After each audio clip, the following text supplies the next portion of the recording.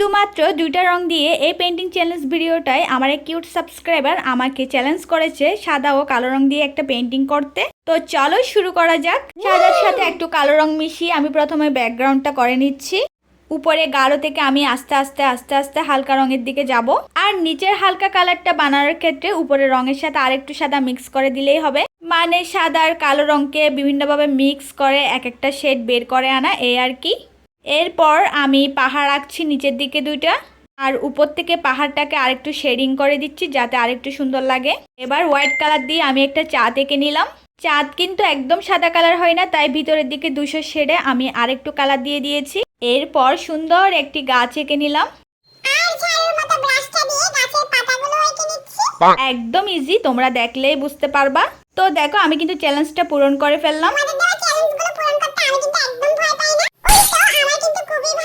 উফ ঢং।